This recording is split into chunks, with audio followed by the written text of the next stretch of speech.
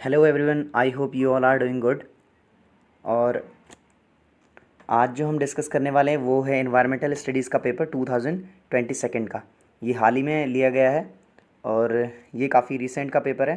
तो अभी जो आने वाले बच्चे हैं या आगे जिनको ये पेपर देना होगा अगले नेक्स्ट ईयर में, उनके लिए काफ़ी मददगार होने वाला वीडियो है। सो आप इसे देखते रहिए, हम डिस्कस करेंगे। इसमें टोटल 50 क्वेश्चंस दिए गए हैं, 50 क्वेश्चंस, और ये कर रहे हैं, हर एक क्वेश्चन 1 मार्क कैरी कर रहा है। और आपको आंसर शीट मिलती है OMR की, तो उस पर आपको फिलअप करना होता है जो आपका आंसर होता है। अब हम आगे बढ़ते हैं। पहला क्वेश्चन जो दिया गया है यहाँ पर वो है ऑब्जेक्टिव ऑफ एनवायरमेंटल स्टडीज़, कि पर्यावरण अध्ययन किया क्यों जाता है, उसका उद्देश्य क्या है। पहला है कि raise conscious about environment conditions, दूसरा है to teach environmentally appropriate behaviour, और तीसरा है create an environmental ethics sensitive society, है ना। अब हिंदी में और डी ऑप्शन देख लेते हैं, ऑल ऑफ द अबव। और ए और जो हिंदी में है, हिंदी में वो है कि पर्यावरण की स्थिति के बारे में जागरूकता बढ़ाने के लिए, और बी है पर्यावरण के अनुकूल व्यवहार सिखाने के लिए, या फिर सी है कि एक समाज निर्माण करने के लिए जो कि पर्यावरण के लिए संवेदनशीलता जिस समाज में हो, और डी जो है वो है उपरोक्त सभी। तो जो इसका आंसर है वो है डी, यानी कि हो गया उपरोक्त सभी। इन्हीं सभी कारणों के लिए ये करवाया जाता है एनवायरमेंटल स्टडीज़। अब हम आगे बढ़ते हैं। दूसरा जो क्वेश्चन यहाँ पर दिया गया है वो ये है कि biogas is a mixture of methane and CO2, methane CO2 and H2, methane CO2 H2 and H2S, या फिर नन ऑफ द अबव। और हिंदी में देखो तो मीथेन और CO2 ये तो सब सेम ही है। इनमें से जो सही आंसर है वो है ए, मीथेन और CO2। अब हम आगे बढ़ते हैं। थर्ड जो क्वेश्चन है वो पूछा गया है जनरल नॉलेज से। इन वर्ल्ड इन्वायरमेंट डे कब मनाया जाता है, विश्व पर्यावरण दिवस कब मनाया जाता है। पहला ऑप्शन है 5 मई, दूसरा ऑप्शन 5 जून, तीसरा ऑप्शन है 8 जुलाई, चौथा ऑप्शन है 16 अगस्त। यहाँ पर है 5 मई, 5 जून, 18 जुलाई, 16 अगस्त। इसका जो सही आंसर है वो है बी, 5 जून को मनाया जाता है। अगर आप थोड़ा बहुत भी करंट के साथ पढ़ाई करते हैं तो ये आपके लिए मुझे लगता है काफ़ी आसान होने वाला है। और पूछा गया है चौथे क्वेश्चन में कि the term ecology was proposed by Tansley, Linnaeus, Odum, Haeckel. पारिस्थितिकी जो शब्द है वो किसके द्वारा प्रस्तावित किया गया था, ठीक है नहीं, टैंसले, लिनियस, ऑडम और हैकेल। इसका जो सही आंसर है वो है डी, हैकेल ने की टर्म ये कॉइन की थी इकोलॉजी की। अब है पांचवा क्वेश्चन जो हम देख रहे हैं वो है the species which are confined to a particular area are called endemic, parasite, endangered, decomposer. तो इसका सही आंसर है एंडेमिक, यानी कि स्थानिक होती है, जो प्रजातियां एक विशेष क्षेत्र तक सीमित हैं, ठीक है नहीं। अब आते हैं छठे क्वेश्चन पर, the full form of CNG। ये काफ़ी सामान्य सा सवाल है, इसे हर कोई बच्चा कर सकता है, तो ऐसा हम एक्सपेक्ट कर सकते हैं। ए है कॉमन नेचुरल गैस, बी है कंप्रेस्ड नेचुरल गैस, सी है कॉमन न्यूट्रल गैस, और डी है सर्टिफाइड नेचुरल गैस। हिंदी में देख लेते हैं। सामान्य प्राकृतिक गैस, संपीड़ित प्राकृतिक गैस, सामान्य तटस्थ गैस, प्रमाणित प्राकृतिक गैस। इसका जो सही आंसर है वो है बी, यानी कि कंप्रेस्ड नेचुरल गैस, CNG की फुल फॉर्म होती है, ठीक है। तो हम आगे बढ़ते हैं। सातवां क्वेश्चन जो है हॉट स्पॉट्स एरिया के बारे में बताया जा रहा है कि कौन सी जगहों को हॉट स्पॉट्स कहा जाता है। किस तरह के क्षेत्रों का जाता है जो हॉट स्प्रिंग्स हैं, मतलब कि हॉट स्प्रिंग्स होती हैं इन जगहों को। और बी ऑप्शन है वार्म प्लेसेस, यानी कि गर्म स्थान, और सी ऑप्शन है बायोडाइवर्सिटी एरियाज अंडर थ्रेट, उच्च जैव विविधता वाले क्षेत्र जो कि खतरे में पाए जाते हैं, और डी है ग्रासलैंड्स, डी ऑप्शन है घास के मैदान। सही जो आंसर है वो है सी, यानी कि उच्च जैव विविधता वाले क्षेत्र जो कि खतरे के सूची में हो। अब हम आ जाते हैं आठवां सवाल जो है, एट्थ क्वेश्चन जो है, scientist known as father of green revolution in India. India के अंदर की बात की जा रही है, तो वर्ल्ड के लेवल की ये बात नहीं है। तो हमें समझना होगा कि जो हमारा इंडियन साइंटिस्ट है कौन सा ऐसा साइंटिस्ट है जिसे हम मानते हैं father of green revolution. BP Paul नहीं है, TN खुशो नहीं है, खुशो नहीं है, और नॉर्मन ई बोरलॉग नहीं है। एम एस स्वामीनाथन ये बिल्कुल है, ये सही आंसर है, डी है एम एस स्वामीनाथन। अगर आप वर्ल्ड का देखेंगे तो वर्ल्ड में ये सी नंबर पे जो है नॉर्मन ई बोरलॉग को माना जाता है वर्ल्ड लेवल पे, पर अभी उस बारे में ये नहीं, क्योंकि सवाल आपको भारत के कॉन्टेक्स्ट में दिया गया है। अब हम आ जाते हैं, body diesel is obtained from jatropha, साल, ओक, चेयरपाइन। बायोडीजल की बात करिए, कहाँ से प्राप्त होता है? जेट्रोफा से, साल से, बात से, चीड़ पाइन से। सो इसका आंसर जो है वो है ए, जेट्रोफा से। एक ऑयल प्लांट होता है jatropha. Percentage of nitrogen in atmosphere is 73, 82, 78, 71। सो इसका सही आंसर है सी, 78% पाई जाती है वायुमंडल में नाइट्रोजन का। और 11वां जो क्वेश्चन है वो है कि सलीम अली किस चीज़ के लिए फेमस है? ठीक है नहीं, सलीम अली एक प्रसिद्ध फिल्म मेकर हैं, बॉक्सर हैं, है ना, ऑर्निथोलॉजिस्ट हैं, वेट लिफ्टर हैं, फिल्म निर्माता, बॉक्सर, पक्षी विज्ञानी या भारोत्तोलक? भारोत्तोलक सी ऑप्शन जो है, ऑर्निथोलॉजिस्ट यानी कि पक्षी विज्ञानी जो होते हैं वो। काफ़ी ज़्यादा फेमस नहीं है, पर आप अगर आप थोड़ा ज़्यादा पढ़ते हैं तो ये थोड़ा आपके लिए थोड़ा कठिन हो सकता है, मतलब सॉल्व करने में। पर जेनविन अगर आप देखें तो 30 से 35 क्वेश्चन इसमें ऐसे, 30 क्वेश्चन तो आपको ऐसे मिल ही जाते हैं जो काफ़ी सिंपल लेवल के होते हैं। 12वां क्वेश्चन जो है, succession beginning on the dry habitats is hydrosphere, exosphere, mesosphere, all of the above. तो इसका जेरोस्फीयर बी होगा, क्योंकि आंसर शुष्क आवासों पर शुरू होने वाला एक क्रम। ठीक है नहीं।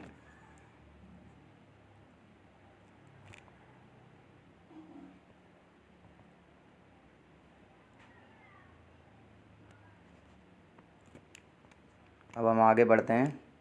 ये है कि 13वां क्वेश्चन जो दिया है, in India project tiger was initiated in 1970, 1971, 1972, 1973। तो उसका जो सही आंसर है वो है 1973 में, डी ऑप्शन है, कि प्रोजेक्ट टाइगर शुरू कब किया गया था।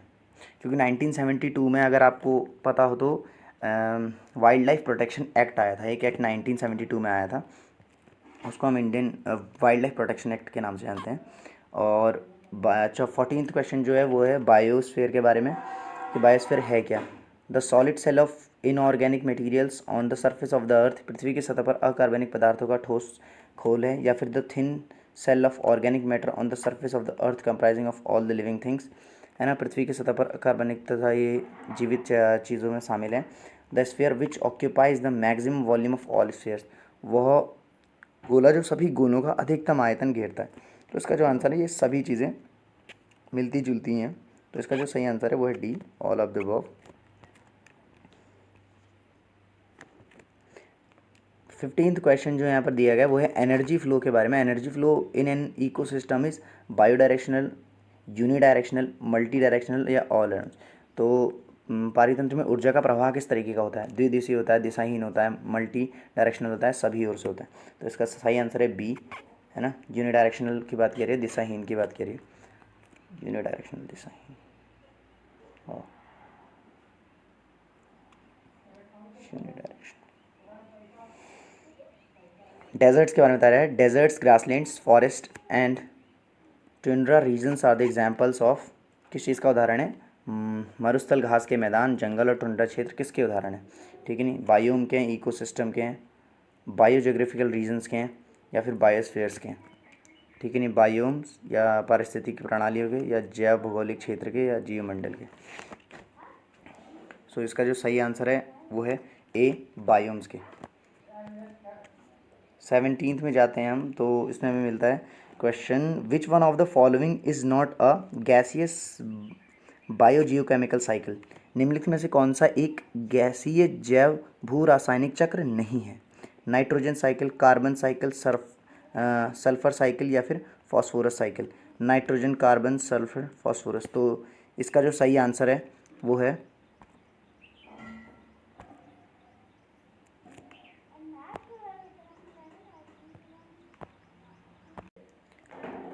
सो 17th क्वेश्चन है, which one of the following is not a gaseous biogeochemical cycle, पूछा जा रहा है कि कौन सा इसमें से एक गैसियस बायोजियोकेमिकल साइकिल नहीं है।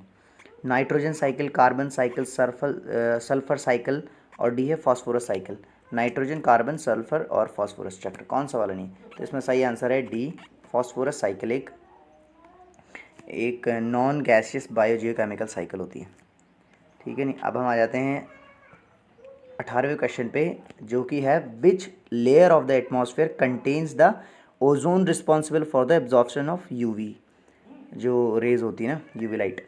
सो स्ट्रेटोस्फेयर, ट्रोपोस्फेयर, मीजोस्फेयर या नन ऑफ दीज? स्ट्रेटोस्फेयर, शोभमंडल, मीजोस्फेयर या इनमें से कोई नहीं। सो इसका जो सही आंसर है वो है ए, स्ट्रेटोस्फेयर।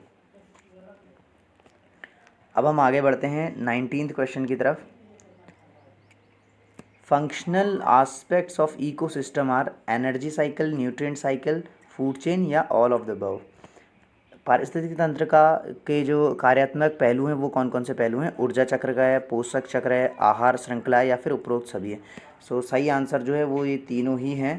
तो इसका सही आंसर हो गया ऑल ऑफ द अबव। ठीक है नहीं, तीनों ही सही हैं।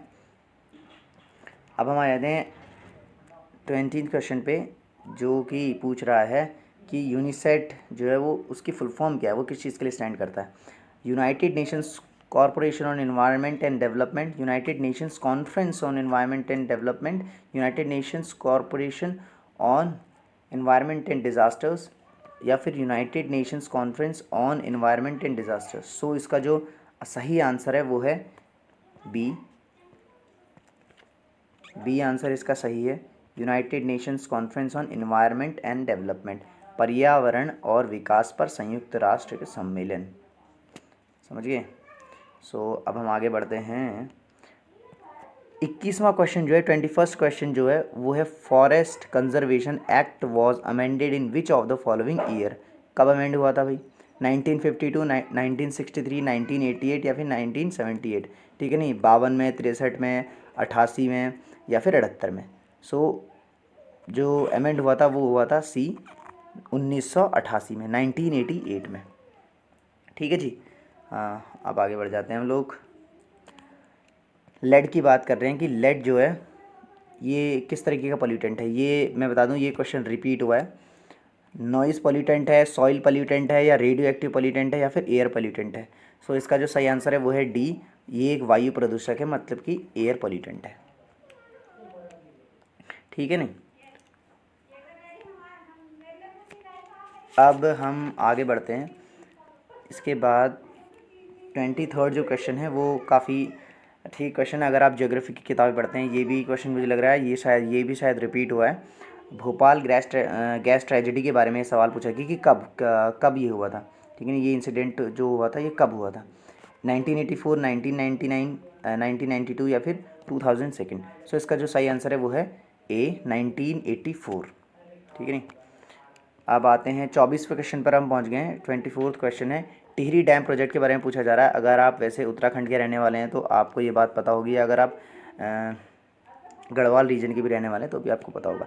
तो भागीरथी रिवर के ऊपर या फिर अलकनंदा के या फिर मंदाकिनी के या फिर यमुना रिवर के ऊपर?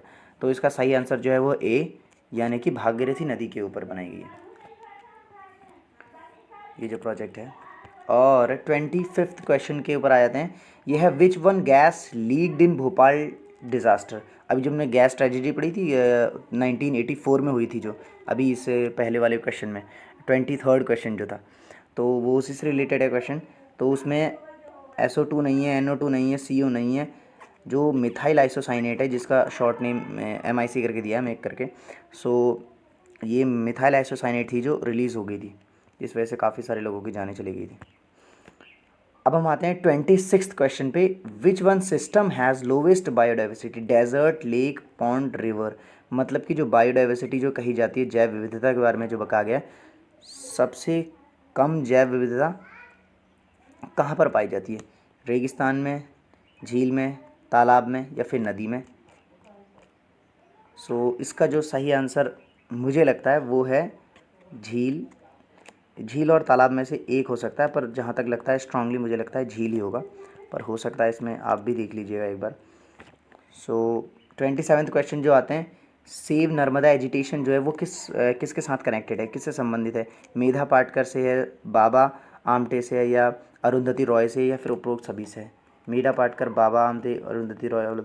अभी एक बात है कि ये सबसे जो शुरुआती सेव नर्मदा का जो आंदोलन था वो जिस इंसान ने शुरू किया था वो थे मेधा पाटकर। तो इस वजह से हम पहले वाले में टिक लगा देते हैं, किससे कनेक्टेड है।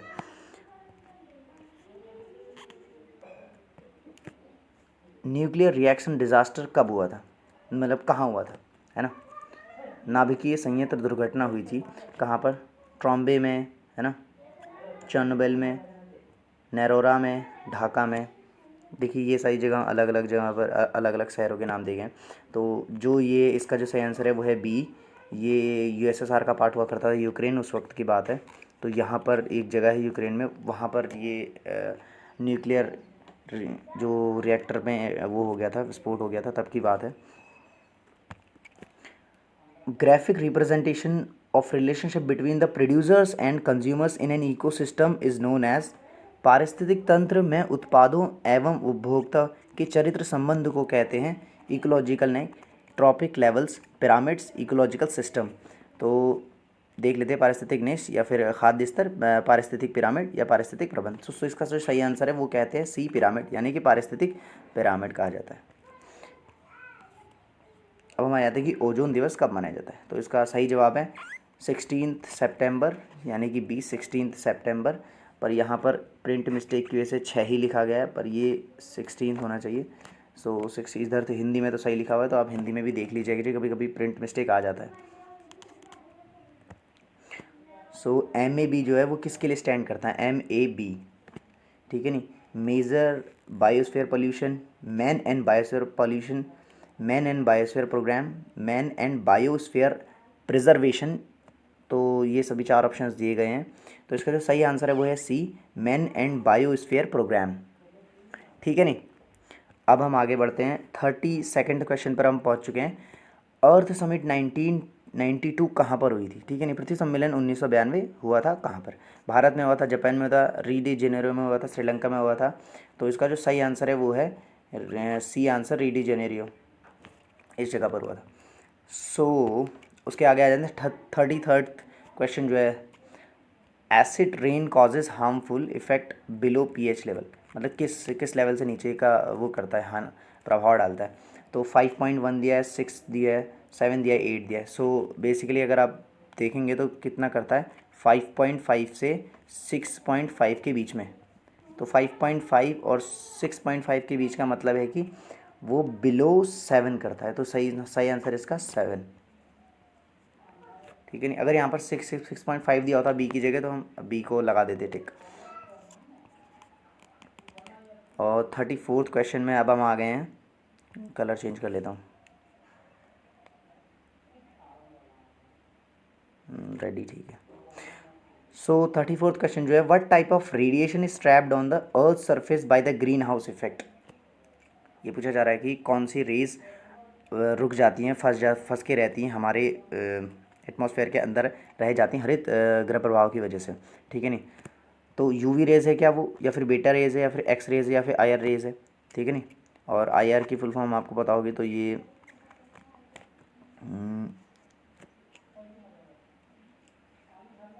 चलिए अभी छोड़िए, इसका आंसर डी है, यानी कि IR रेज, IR किरणें जो होती हैं। 35th क्वेश्चन की बात करें तो स्मोक क्या है, किस चीज़ का मिक्सचर है? स्नो और फॉग का? नहीं, स्मोक एंड फॉग का, सल्फर डाइऑक्साइड एंड फॉग का, स्नो और डस्ट का, है ना, हिमपात और कोहरा, धुआं और कोहरा, सल्फर डाइऑक्साइड और कोहरा, बर्फ़ और धूल। तो इसका सही आंसर है वो है बी, यानी कि धुआं और कोहरे का जो मिक्सचर है उसे स्मॉग कहा जाता है, ठीक है नहीं। अब हम आगे बढ़ते हैं। आगे जो सवाल दिया गया है वो काफ़ी, अगर आप उत्तराखंड से बिलोंग करते हैं तो इसको शायद कर लेंगे, इतना कोई आपके लिए कठिन नहीं होने वाला है।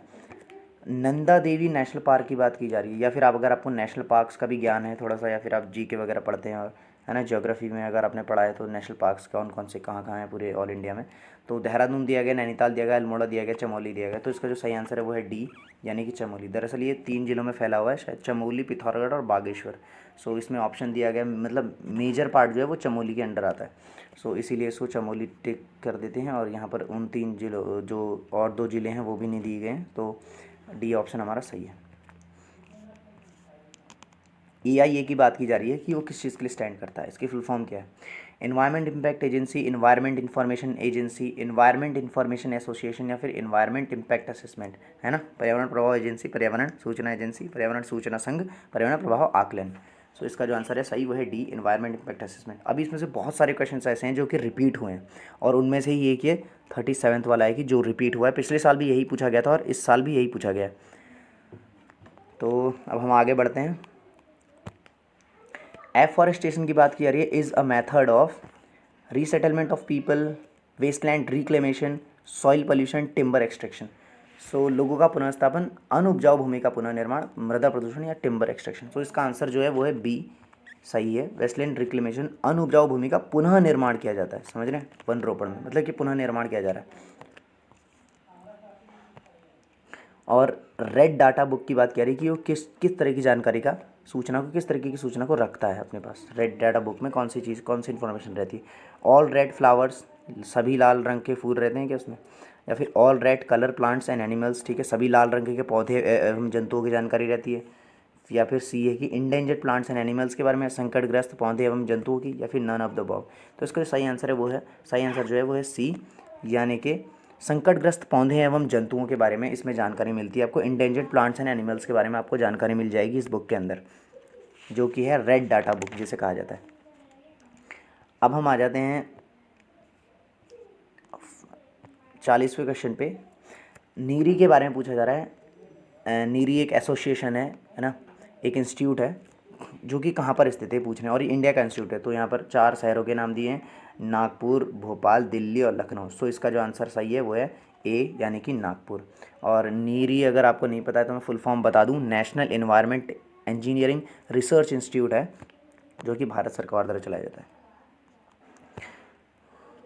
Area of maximum biodiversity is tundra forest, tropical rain forest, temperate forest, या फिर टेम्परेट एवरग्रीन फॉरेस्ट। टुंड्रा उष्णकटिबंधीय वर्षावन, समशीतोष्ण वन, या फिर समशीतोष्ण सदाबहार वन।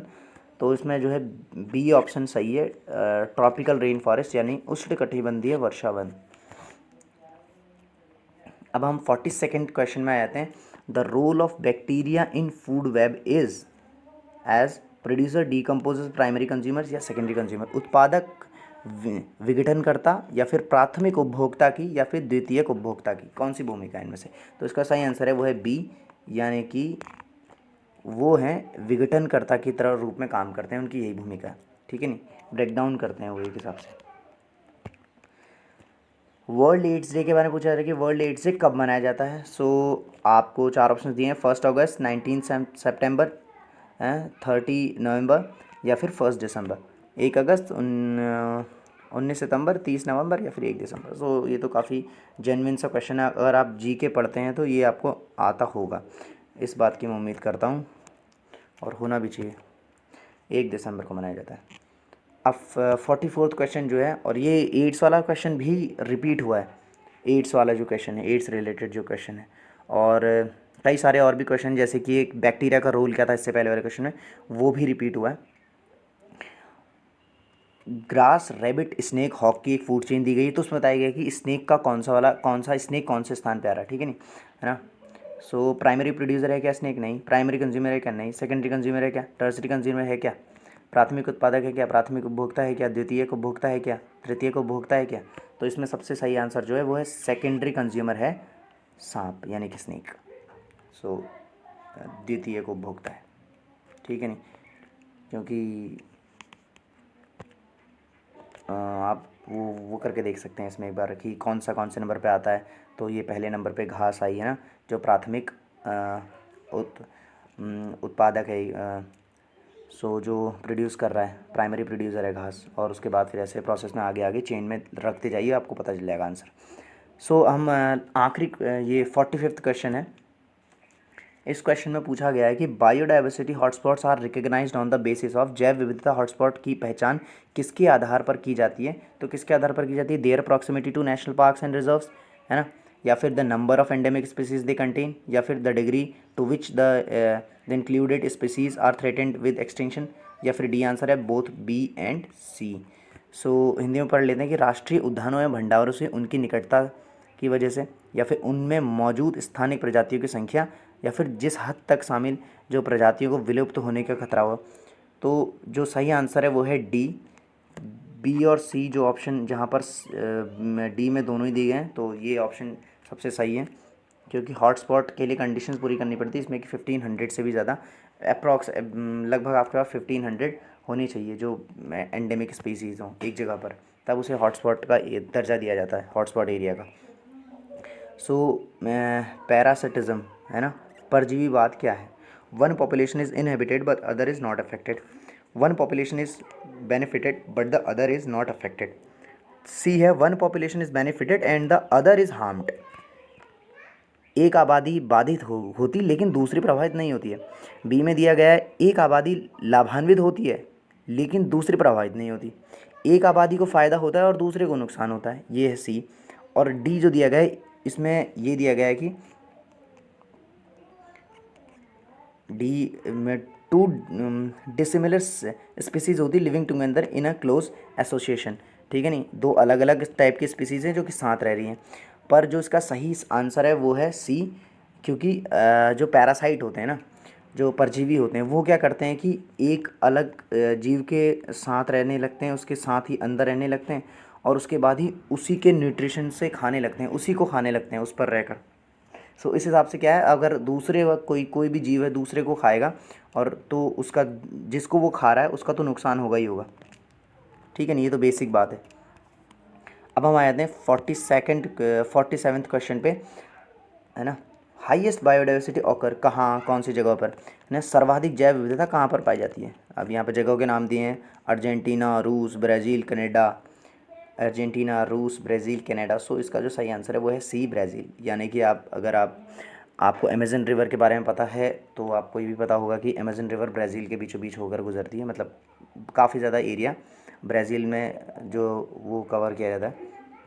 सो यहाँ पर हाईएस्ट बायोडाइवर्सिटी पाई जाती है। स्टेट बर्ड उत्तराखंड की कौन सी है, ये शायद आपके लिए काफ़ी सरल सवाल है अगर आप उत्तराखंड से बिलोंग करते हैं।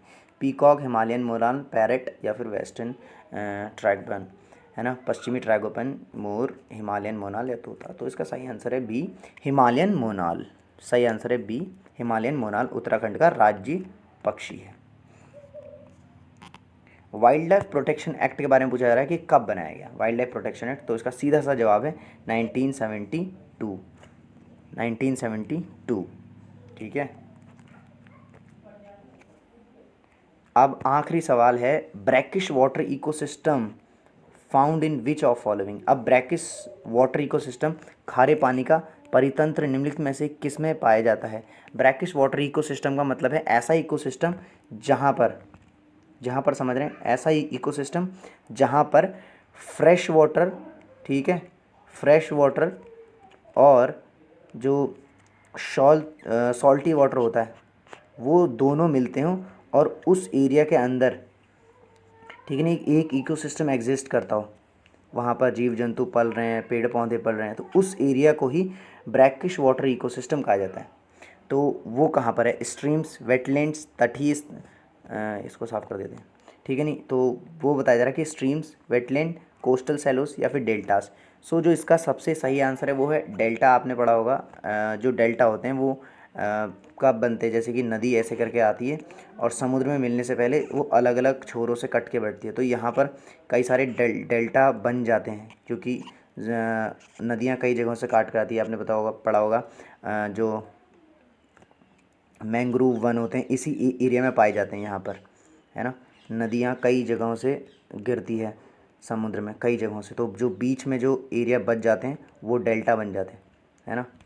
तो इन्हीं जगहों पर ये ब्रैकिश वाटर इकोसिस्टम एग्जिस्ट करता है, इसके और थोड़ा और खारा वाला पानी जो मिलता है यहाँ पर। तो इस हिसाब से डेल्टा जो है आंसर वो डी सही है। सो मैं बस आपको ये कहना चाहता हूँ कि अगर आपका इस बार ये इन्वायरमेंट स्टडीज़ का पेपर है तो कुछ इसी तरीके का पूछा जाएगा और क्वेश्चन काफ़ी ज़्यादा रिपीट होते हैं इस पेपर में, क्योंकि ये थोड़ा सा ऐसा नहीं कि कॉम्पिटिटिव लेवल का है या फिर आपकी बहुत ज़्यादा नॉलेज चेक होती है या फिर आपको ये बहुत पहले से पढ़ाया जाता है, आपको कोई एक्स्ट्रा क्लासेस इसके लिए दी नहीं जाती हैं। सो आपको ये अपने ही ओन बेसिस अपने ही ऊपर करना होता है, अपने ही कंधों पे आपको चल के थोड़ा बहुत पढ़ के करना होता है। तो ये इतना ज़्यादा टफ नहीं पूछा जाता। सो इसमें बेसिक सी चीज़ें पूछी जाती हैं ताकि जिनको आप सॉल्व कर सकें। और मुझे लगता है ये मॉडरेट और सिंपल के बीच का पेपर है ना, और टफ़ वगैरह के ऊपर नहीं जाता, ये एवरेज लगा लो इस पेपर को। So all the best for कि आप सभी लोग अच्छे से पेपर दें अगर आपका पेपर है, और अगर आपका पेपर नेक्स्ट ईयर में है तो भी आप इस वीडियो को देख सकते हैं। और अगर आपको ऐसी ये वीडियो काफ़ी पसंद आती है तो प्लीज़ चैनल को लाइक कीजिए, सब्सक्राइब भी कीजिए। अभी देखिए बैटरी भी लो हो गई। सो चैनल को सब्सक्राइब कीजिए, है ना, लाइक कीजिए, शेयर कीजिए अपने फ्रेंड्स के साथ जिनको ऐसी वीडियो की ज़रूरत है या जिनका एग्ज़ाम होने वाला है कल परसों में या फिर आने वाले दिनों में। सो उनको आप भेजिए। बेसिकली ये जो एग्ज़ाम है, ये जो पेपर है, ये कुमाऊं यूनिवर्सिटी का पेपर है जो अभी हाल ही में लिया गया है, शायद हफ्ता भर होने वाला है इस पेपर को। सो आप देख सकते हैं, अपने फ्रेंड्स के साथ शेयर कर सकते हैं जिनको इसकी ज़रूरत हो। So thank you so much, all the best.